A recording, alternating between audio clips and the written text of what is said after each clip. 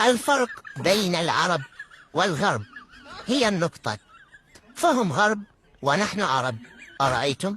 فقط النقطة. هم شعب يختار ونحن شعب يحتار، نفس النقطة مجددا.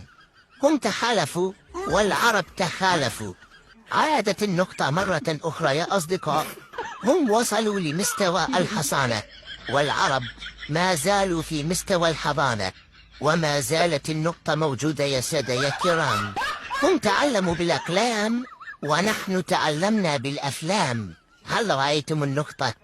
نعم، حكاية النقطة هذا أعجبتني، فهناك من يجرحك بأخلاقه وهناك من يحرجك بأخلاقه.